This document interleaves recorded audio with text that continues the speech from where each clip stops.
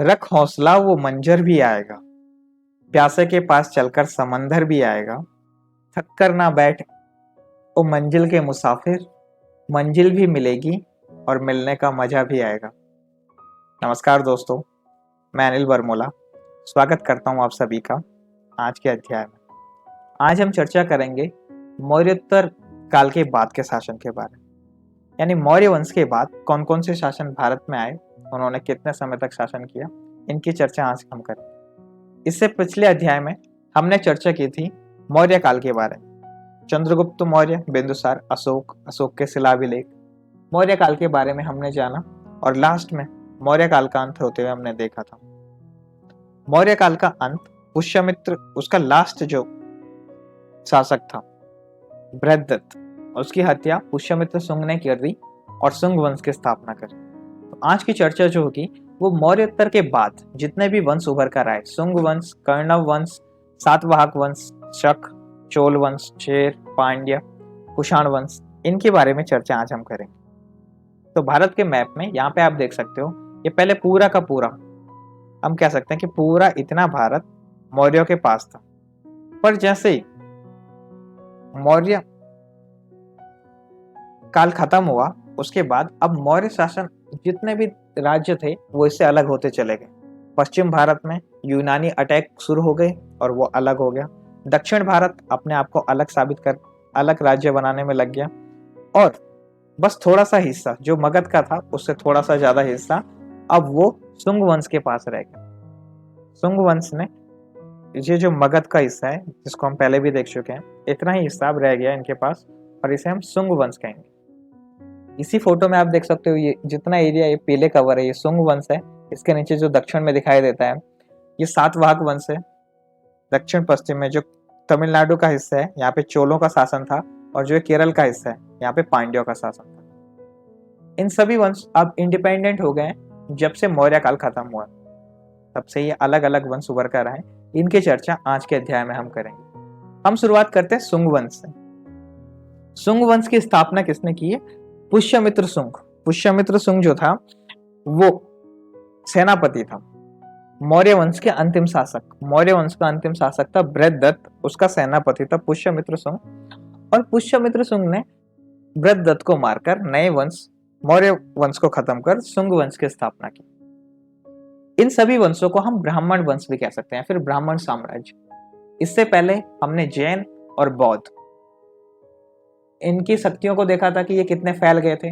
उतना बड़ा मौर्य साम्राज्य, ये तो जैन धर्म के मानने वाले थे या फिर बौद्ध धर्म को मानने वाले थे। जब ब्राह्मणों को लगा कि अब हमारा धर्म खतरे में है, तो ब्राह्मण शासक उभर कर आए। उन्होंने अपने धर्म में सुधार किया और वापस भारत में ब्राह्मण साम्राज्य को स्थापित करने की कोशिश की। ये जितना भी शुंग, कर्ण, सातवाहक, पल्लव, चोल, ये सब ब्राह्मण शासक हैं। इन्होंने शासन किया मौर्य के बाद, पर ज्यादा लंबे समय तक शासन नहीं कर पाए क्योंकि तब तक पश्चिम उत्तर भारत में आक्रमण शुरू हो चुके थे। तब तक यूनानी, इराक और हम पे मुस्लिम अटैक शुरू हो चुके थे, इसलिए ये ज्यादा समय तक रूल नहीं कर पाए।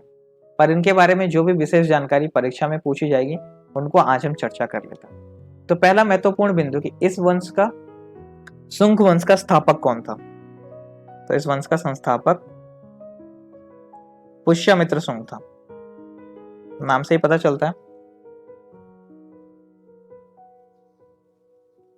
पुष्यमित्र शुंग जो बृहद्रथ का सेनापति था और उसी ने बृहद्रथ को मारकर मौर्य वंश को खत्म कर शुंग वंश की स्थापना की। तो पहला महत्वपूर्ण बिंदु आपने ये याद रखना है।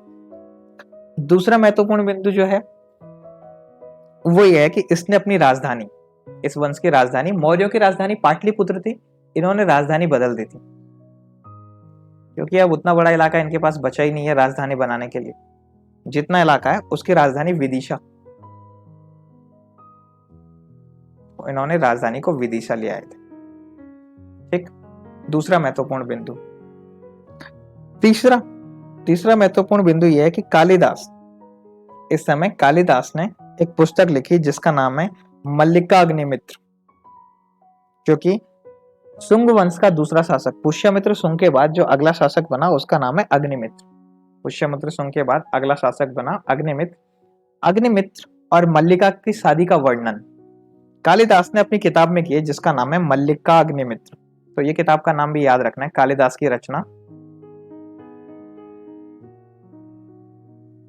कालिदास की रचना मल्लिका अग्निमित्र।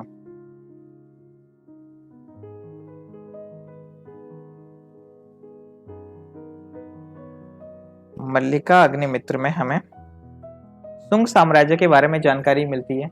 ये मल्लिका मित्र में वैसे मल्लिका और अग्निमित्र जो पुष्यमित्र शुंग के बाद नया शासक बना उसके प्रेम विवाह का वर्णन है, उसके बारे में ये।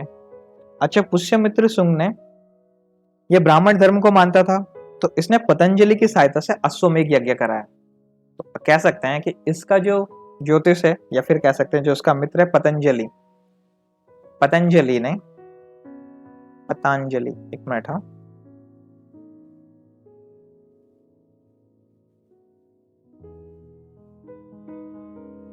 पतंजलि, पतंजलि ने पुष्यमित्र शुंग के लिए अश्वमेध यज्ञ कराया। पुष्यमित्र शुंग के लिए अश्वमेध यज्ञ का आयोजन किया, अश्वमेध यज्ञ किया। मैं शॉर्ट लिख रहा हूं, आप पूरे नोट्स बनाना अच्छे तरीके से। पतंजलि ने पुष्यमित्र शुंग के लिए अश्वमेध का आयोजन कराया। इससे पहले वाला बिंदु होगा कालिदास की रचना मल्लिका अग्निमित्र इसी काल में लिखी गई है जिसमें मल्लिका और अग्निमित्र के विवाह का वर्णन है। ये दूसरा बिंदु, क्योंकि परीक्षा में पूछा जाएगा कि मल्लिका अग्निमित्र किसकी रचना है और कौन से समय में लिखी गई थी। ये दूसरा बिंदु ही आपने याद रखना है। इसके साथ साथ पाणिनि ने इन्हें पुष्यमित्र को भारद्वाज गोत्र का बताया। पाणिनि जिन्होंने अष्टाध्यायी की रचना की है, इनका नाम भी याद रखना है। पाणिनि ने पुष्यमित्र शुंग को अपनी पुस्तक अष्टाध्याय में पुष्यमित्र शुंग को भारद्वाज गोत्र का बताया।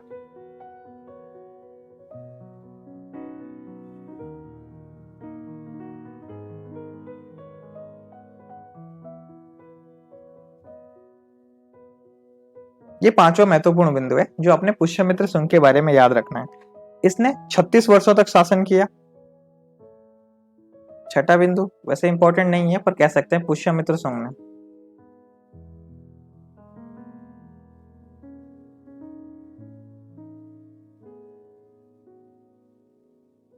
36 वर्षों तक शासन किया।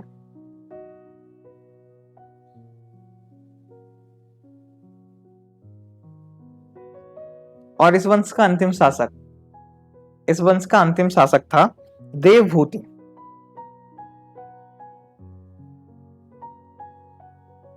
देवभूति इस वंश का अंतिम शासक था।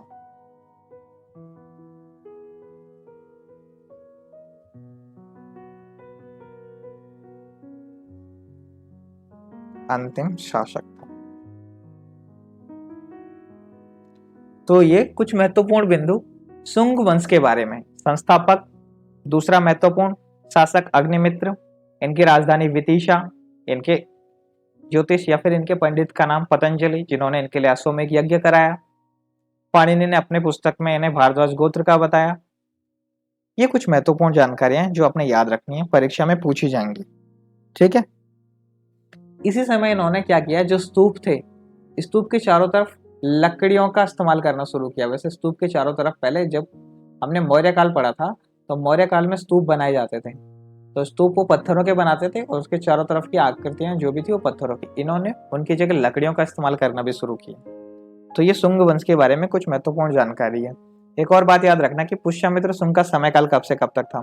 माना जाता है 187 ईस्वी पूर्व से लगभग 75 ईस्वी पूर्व तक इस वंश का समय काल था। ये इनका समय काल था। ठीक, तो ये कुछ जानकारियां हैं जो आपने याद रखनी है शुंग वंश के बारे में। अगला वंश कर्णव वंश। इस वंश का अंतिम शासक देवभूमि की हत्या वासुदेव ने कर ली थी। इससे पहले हमने पढ़ा था कर्णव वंश वैसे दूसरा वंश था। किसके बाद? शुंग वंश के बाद दूसरा वंश हमारा कर्णव वंश था। शुंग वंश के अंतिम शासक देवभूमि की हत्या वासुदेव ने कर दी थी।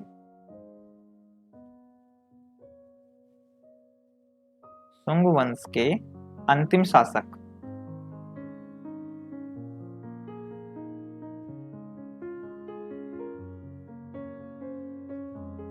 देवभूति की हत्या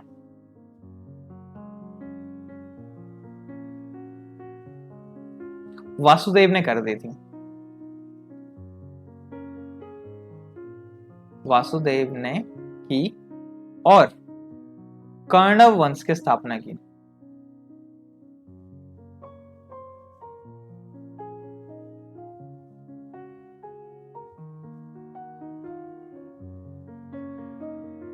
यह पहला महत्वपूर्ण बिंदु। दूसरा महत्वपूर्ण बिंदु, इस वंश के 4 शासक हुए।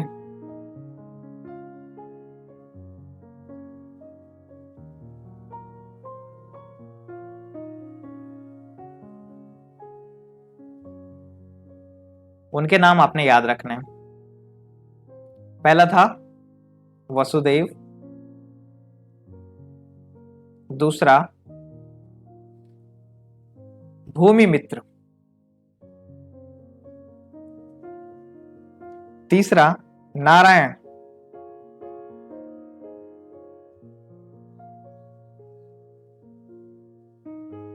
और चौथा शासक है सुषमण।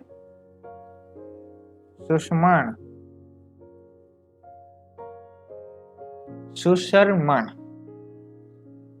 ये इस वंश के 4 महान शासक हुए। इसके बाद अंतिम शासक सुषमर्ज की हत्या सातवाहन वंश के सिमुख ने कर दी थी। इसके बाद जो तीसरा बिंदु याद रखना है, इस वंश के अंतिम शासक, इस वंश के अंतिम शासक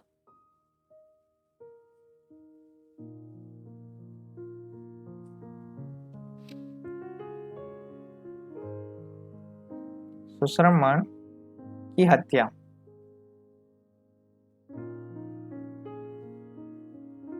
सिमुख ने कर दी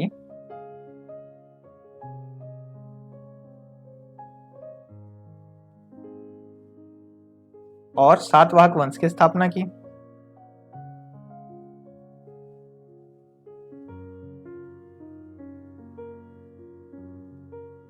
सातवाहन वंश की स्थापना की।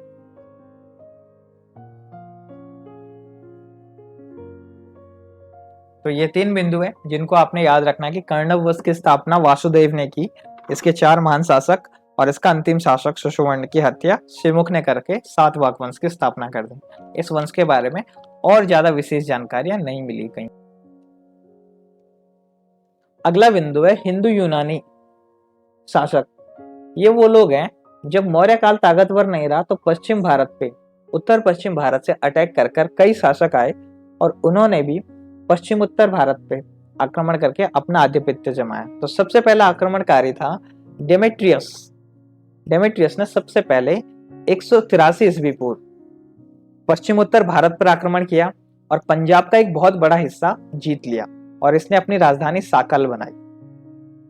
डेमेट्रियस ने अपने सिक्कों पर खरोष्णी और यूनानी लिपि दोनों का इस्तेमाल किया।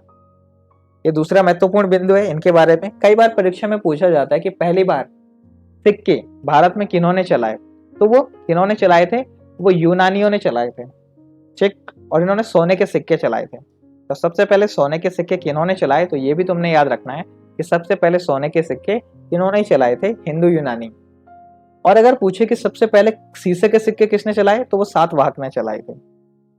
इनके समय में सबसे प्रतिष्ठित शासक था मियंडर। मिलंडर बौद्ध ग्रंथों में से मिलंद नाम से भी जाना जाता है। शायद इसने बौद्ध धर्म अपनाकर अपना नाम ही बदल दिया। यहाँ जो मियंडर था यूनानी शासक, कब से कब तक रहा, ये 165 ईस्वी पूर्व से 145 ईस्वी पूर्व तक, लगभग 20 सालों तक इसने पश्चिम उत्तर भारत पर रूल किया और बौद्ध धर्म से प्रभावित होकर बाद में अपना नाम ही बदल दिया मिलंद। तो नागसेन से शिक्षा प्राप्त की इन्होंने बौद्ध धर्म की। और मिलंद पन्नो शायद इन्हीं की पुस्तक है, उनमें इनके बारे में मिलता है, इनके बारे में इनका नाम बदला गया और बौद्ध धर्म की जानकारी भी इसी में मिलती है। तो देखो, दूसरे देश से लोग आकर बौद्ध धर्म को अपनाते गए। शायद बौद्ध धर्म इतना शक्तिशाली था और इतना सरल धर्म था, इसको अपनाकर लोग शांति को प्राप्त कर रहे थे। तो ये जानकारी थी यूनानी के बारे में।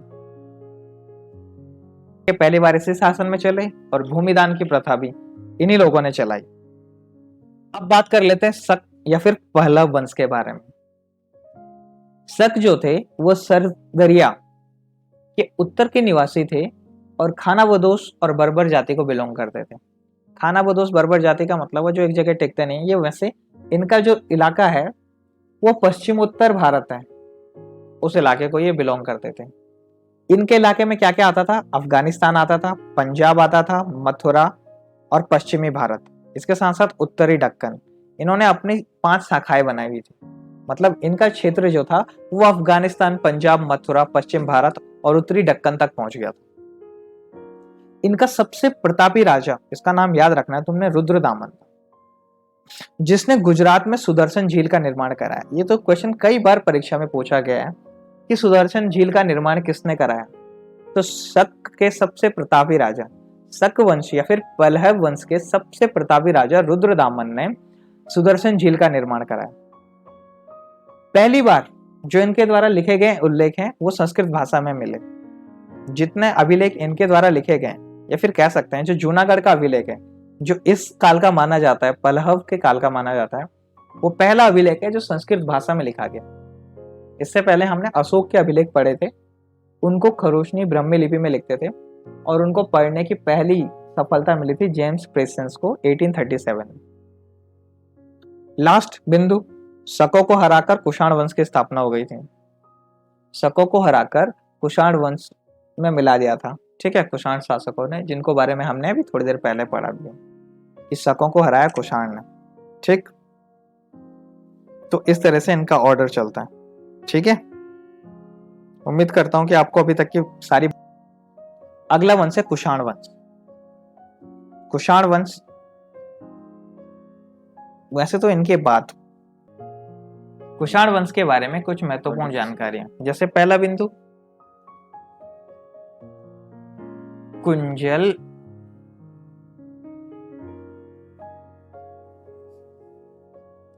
कटफिसेस ने, कुंजल कटफिसेस ने इस वंश की स्थापना की।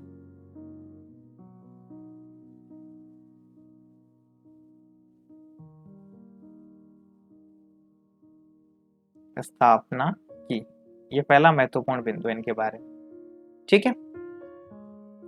दूसरा महत्वपूर्ण बिंदु, कनिष्क इस वंश का सबसे प्रतापी या फिर सबसे प्रमुख शासक था। कनिष्क इस वंश का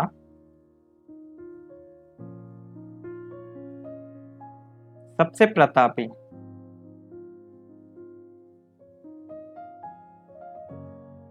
और महत्वपूर्ण शासक था।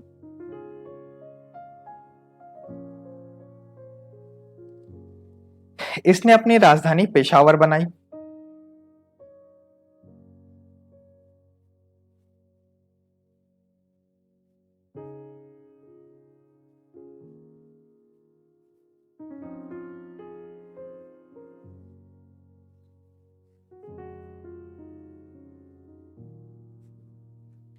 कनिष्क ने ही शक संवत, जो भारतीय कैलेंडर है, जो आज भी इस्तेमाल किया जाता है, शक संवत, ये महत्वपूर्ण भी है। सबसे महत्वपूर्ण बिंदु यही है कि कनिष्क ने शक संवत प्रारंभ किया,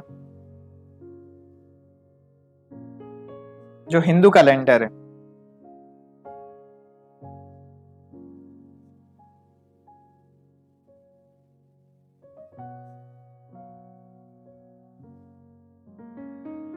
और जो कैलेंडर हम यूज करते हैं, जिसके अकॉर्डिंग आज 2021 में है, वो ग्रिगोरियन कैलेंडर, उसको ग्रिगोरियन कैलेंडर कहते हैं।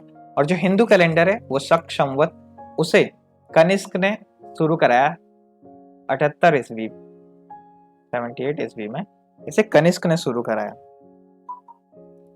अच्छा, कनिष्क के दरबार में बहुत सारे विद्वान और दार्शनिक रहते थे, उनके नाम तुमने याद रखना है।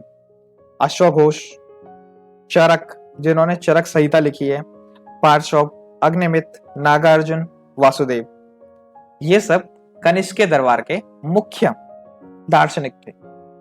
चौथा महत्वपूर्ण बिंदु जो आपने याद रखना है कि चरक इसी समय इनका राजवैद था। चरक इनका राजवैद था और उन्होंने चरक संहिता लिखी है।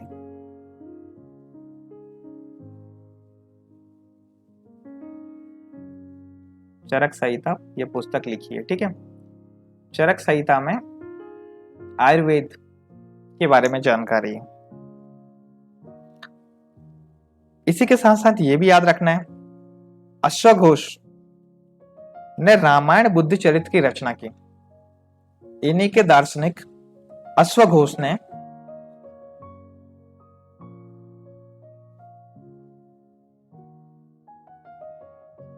रामायण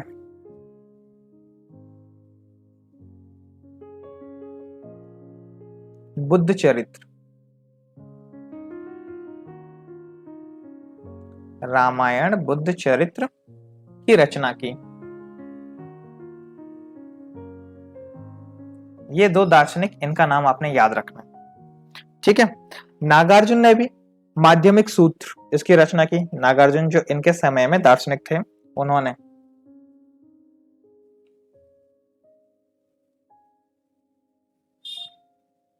नागार्जुन ने माध्यमिक सूत्र की रचना की।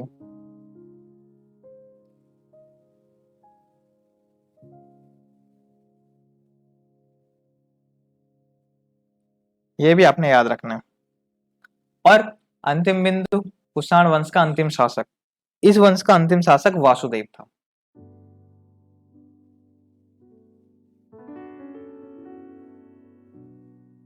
इस वंश का अंतिम शासक वासुदेव था।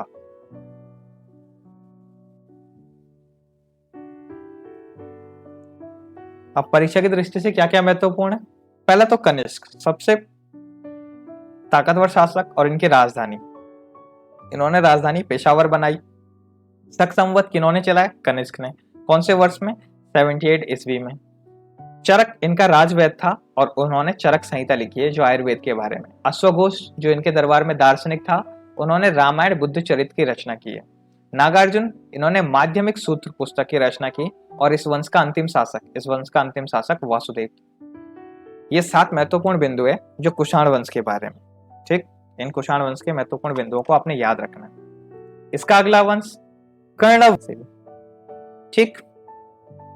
सातवाहन वंश, इसके बारे में चर्चा कर लेते हैं। सातवाहन वंश का स्थापक सिमुक था, जिसने कर्ण वंश के अंतिम शासक सुषमण की हत्या कर दी। इस वंश का सबसे प्रतापी शासक या फिर सबसे महान शासक कहेंगे गौतमी पुत्र सतकर्णी को। गौतमी पुत्र सतकर्णी इस वंश का सबसे महान शासक था। इस वंश की एक खास बात यह है कि इस वंश में जितने भी राजा हुए, उनके नाम से पहले उनकी माता का नाम लिखा जाता है। तो ये गौतमी पुत्र इसकी माता का नाम है। तो कह सकते हैं कि इस समय में भी जो समाज है वो मातृ सत्तात्मक था।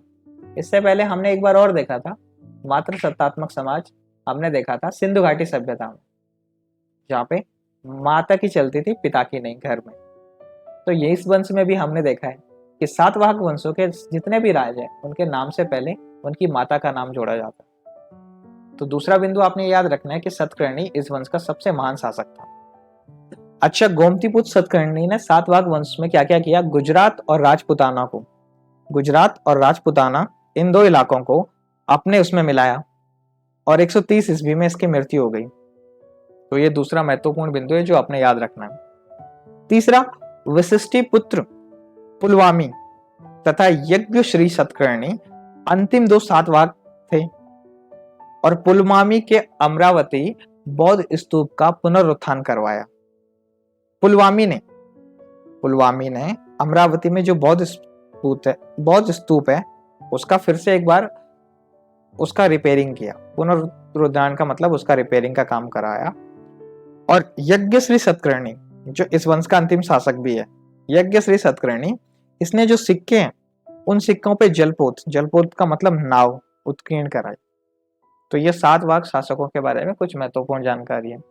एक और महत्वपूर्ण जानकारी कि इस समय पहली बार शीशे के सिक्के चलाए गए। सातवाहन शासकों ने पहली बार शीशे के सिक्के चलाए और भूमिदान प्रथा भी इन्होंने शुरू की। यानी ब्राह्मण जब यज्ञ करता था, राज्य के लिए कुछ अच्छे काम करेगा, उसके बाद ब्राह्मण को भूमि दान दी जाती थी। इससे पहला ऐसा कोई उल्लेख नहीं मिलता है, पर सातवाहकों ने ब्राह्मण को भूमि दान देना शुरू किया। और ये भूमि दान देते देते ब्राह्मण भी फिर शक्तिशाली होने लगे, क्योंकि जिस ब्राह्मण के पास जितनी ज्यादा भूमि, वो ब्राह्मण का, वो तो एक छोटा सा राजा बन गया। तो ये कुछ महत्वपूर्ण बिंदु थे सातवाहकों के बारे में जो आपने याद रखने हैं।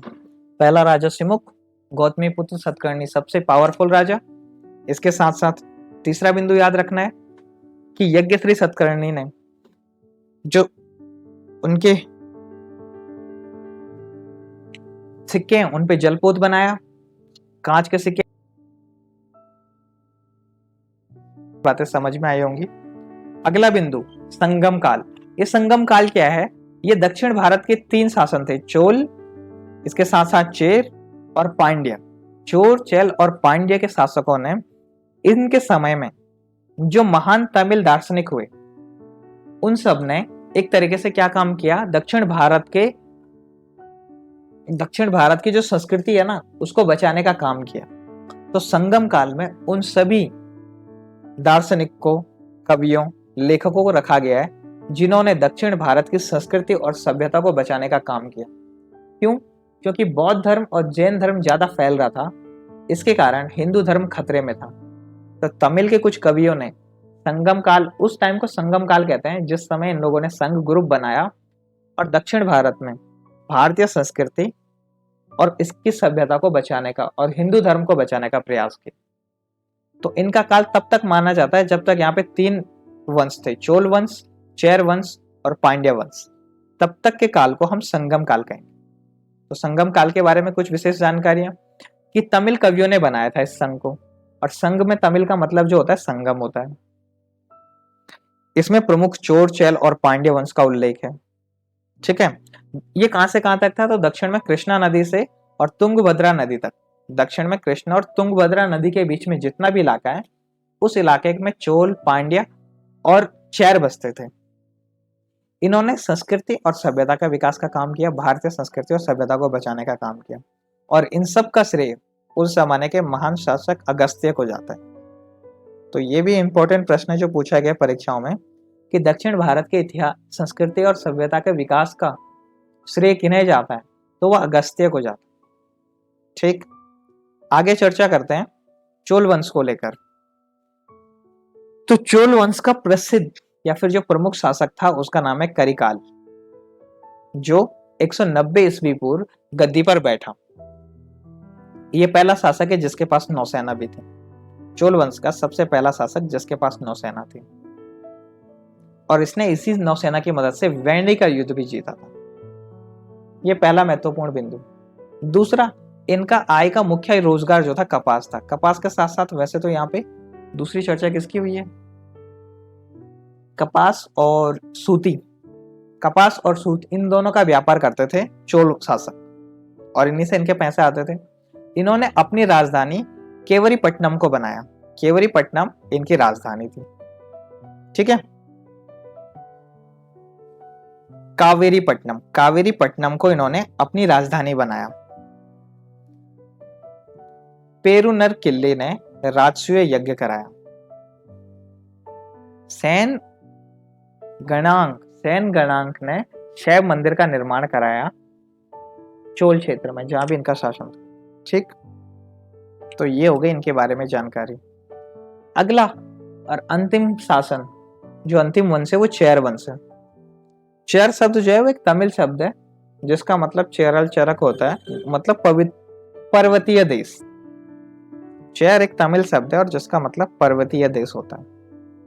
ठीक, चेरों ने क्या किया, अपना इलाका जो है, चेरों और पांड्यों ने दोनों ने अपने इलाका का विस्तार कैसे किया? जहां चोल रहते थे वहां अटैक करके। जो क्षेत्र चोलों के पास था, उस चोल वंश के क्षेत्र में घुसकर अपने क्षेत्र को बढ़ाया। वैसे ही पश्चिमी केरल में रहते थे, जो केरल का पश्चिमी हिस्सा है वहां पर ये रहते थे। अशोक के अभिलेख जो है, अशोक के अभिलेखों में पता चलता है कि इनको केरल पुत्र कहते थे। चेर वंश के जितने भी शासक हैं इनको केरल पुत्र कहते थे। और एरयत ब्राह्मण, जो एरयत ब्राह्मण ग्रंथ है, इसमें चेरपाद चरपात जो शब्द यूज हुआ है ये चोलों के लिए प्रयोग किया गया है। चोलों के लिए, चोरों चोरों के लिए चोरों का मतलब यहाँ पे थीप से नहीं है, चेर वंश के लोगों से। चेरों के लिए प्रयोग किया गया है एरेवत चेर पांत में। एरेवत ब्राह्मण जो ग्रंथ है उसमें चेर पांत इन चेर वंश के शासकों के लिए प्रयोग किया गया है। अच्छा, और इनका राष्ट्रीय चिन्ह जो था वो धनुष था।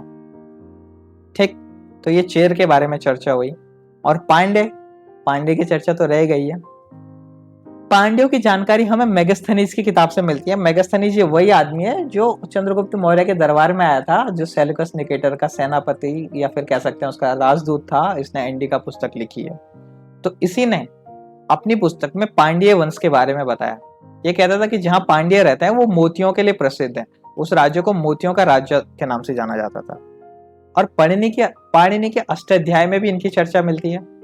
इन लोगों ने अपनी राजधानी मदुरै को बनाया। ये तीसरा बिंदु है जो अपने याद रखना है कि पांड्यों की राजधानी मदुरै थी। इनका राष्ट्रीय चिन्ह था वो कार्प था। एक मछली है वो कार्प, वो इनका राष्ट्रीय चिन्ह था। अच्छा, नेल्लू डेजिलन नेल्लू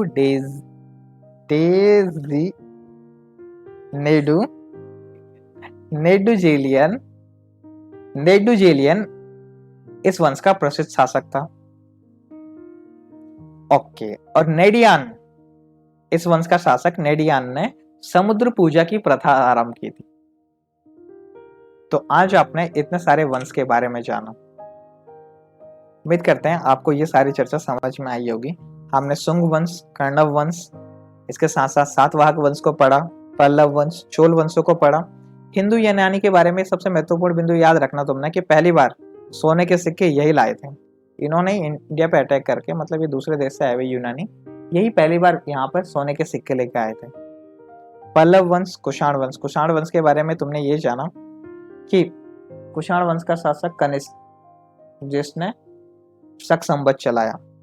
संगम काल उस समय को कहते हैं जिस समय ये 3 शासन था, और इन 3 शासनों में जितने भी कवि हुए हैं, चोल वंश, चेर वंश, पांड्य वंश के समय दक्षिण भारत में वहां के कवियों ने भारतीय संस्कृति को बचाने का जो प्रयास किया उसे संगम काल कहते हैं। सातवाहक वंशों ने पहली बार शीशे के सिक्के चलाए। ये कुछ जानकारी है जो आपने याद रखनी है। यहाँ पे मैप है जिसमें आप देख सकते हो, ये शुंग वंश का क्षेत्र है जो पीले कलर में है।